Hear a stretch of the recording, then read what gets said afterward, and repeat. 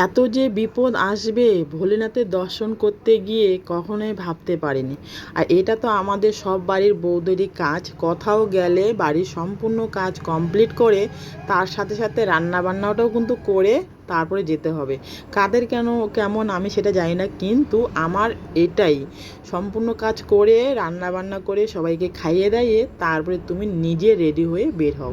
আমার এই যে সবাইকে খাইয়ে দেয় তারপরে আমি কিন্তু এখন রেডি হয়ে বের হলাম, কারণ আমি উপাসে থাকবো, আমি তো খাবো না। আর এইদিকে যেহেতু বড়মশাই উপাস থাকতে পারবে না, তার জন্য আমি এইদিকে নিরামিষে রান্না করেছি। আর এদিকে হচ্ছে আমাদের সবারই একটাই থাকে মানে নীতি, কোথাও গেলে কোন শাড়িটা পরবো। আমি ভেবেছিলাম যে সবুজ আর পিঙ্ক কালারের শাড়িটা পরে যাব মন্দিরে। তারপর যেদিন মন্দিরে যাব সেদিন ভাবতেছি কেমন লাগবে, ওই শাড়িটা খুব চঞ্চল হয়ে যাচ্ছে, তার জন্য আবার আমি এই শাড়িটা পরে বেরিয়ে পড়লাম, ওই লাল পাড় ঘিয়ে কালের শাড়িটা পরে পরে বেরিয়ে পড়লাম, কারণ মন্দিরে যাব সেখানে কেমন লাগে ওই শাড়িটা পরে। আর এটা হচ্ছে মন্দিরের জন্য পুজো দেওয়ার জন্য বেস্ট। আর আমরা যেহেতু এক্সট্রা করে কোনো শাড়ি কিনিনি। আর তারপর দেখো কিছুটা রাস্তায় এসে আমরা হচ্ছে গাড়িতে তেল ভরে নিচ্ছি, কারণ তেল তো ভরতেই হবে। আর এদিকে যা প্রচুর রৌদ্র দিয়েছে সেদিন, মানে একটু রৌদ্রে গেলেই মানে সব চামড়া পুড়ে যাচ্ছে, সেরকম রৌদ্র দিয়েছে। আর এখানে এই পেট্রোল পাম্পে কোথাও দাঁড়ার মতন জায়গাও নেই, অল্প একটু জায়গা ছিল পেট্রোল পাম্পের, সেখানে একটু মাথাটা গিয়ে একটু খালি আর কি ভাবছি একটু ছেঁড়াটা পাই। দেখো জায়গা নেই আর এত রৌদ্র। আর এইদিকে হচ্ছে পিছনের চাকার মধ্যে আমাদের বাইকে হাওয়া নেই, সেখানে বরমশাই এখানে হাওয়া ভরতেছে বাইকে।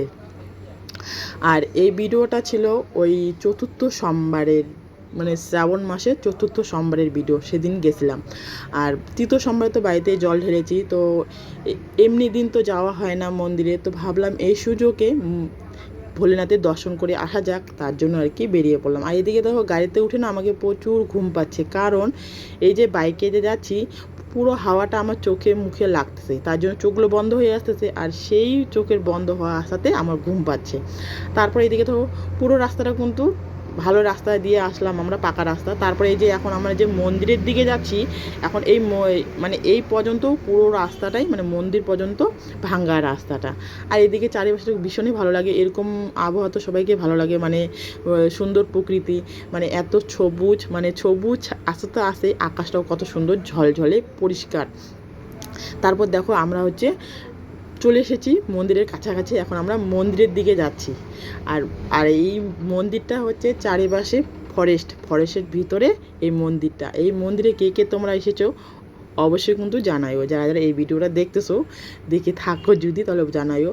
আর দেখো প্রথমে এসে তো আমি হাত মুখগুলো ধুয়ে নিলাম, নিয়ে তারপরে আমি যেহেতু ভোলেনাথের মাথায় জল ঢালবো, যা কিছু লাগে আমি বাড়ির থেকে সব কিছু রেডি করে নিয়ে এসেছি। আর যে কেন এইদিকে আবার কিনতে যাব 100-150 টাকা দিয়ে, তাই ভাবলাম আমি সব কিছু বাড়ির থেকেই আর কি নিয়ে এসেছি। নিয়ে এসে এখানে আমি সব কিছু রেডি করতেছি যেগুলো যেগুলো নিয়ে এসেছি। আর এখানে এসে যে মানে এখানে এই জিনিসগুলো রেডি করতে করতে এখানে যে এত বড় একটা দুর্ঘটনা ঘটবে সেটা কিন্তু আমি কখনোই ভাবতে পারিনি। আমি আমার মতন করে এখানে মানে জিনিসটা সাজাচ্ছি, মানে ঠাকুরের জন্য এখানে সাজাচ্ছি। আর বর্মশাইকে বললাম একটু জলটা নিয়ে এসো কলের থেকে। আর এখানে দেখো এদিক দিয়ে কিন্তু অনেক হনুমান ঠাকুর চলে গেল, আর ইনি এখানে এসে বসলো, দেখো কি অবস্থা।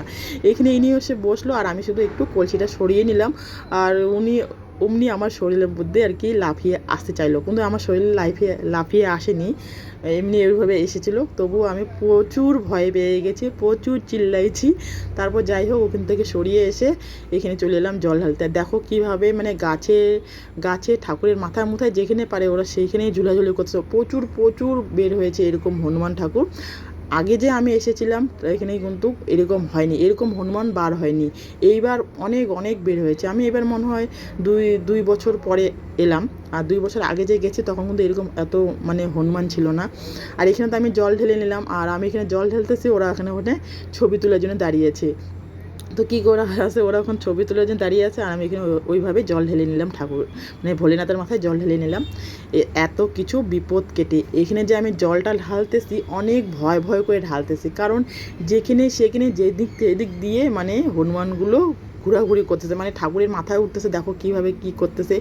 এরা হচ্ছে ওখানে ঝুড়িটা সাজাচ্ছে মানে ঠাকুরের জন্য, মায়ের মন্দিরে যাবে। আর এইখানে যেমনি দেখলো মিষ্টির প্যাকেট বা ফল দেখে সেখান থেকে বা ঝুড়ি থেকে ওরা নিজে টেনে নিয়ে খেয়ে নিয়ে বা হাতে নিয়ে একজন কোথায় কোন দিকে চলে যায়। তারপরে এখানে কিন্তু অনেক ঠাকুর আছে, সব ঠাকুরে তোমাদের সাথে এখন দর্শন করাতে পারলাম না, যা আর বাদ বাকি ভিডিওগুলো তোমাদের সাথে পরের ভিডিওতে শেয়ার করব। আর আজকের মতন তোমাদের সাথে এইটুকুনি শেয়ার করলাম। আর এখানে দেখো কত বড় ভোলেনাথ।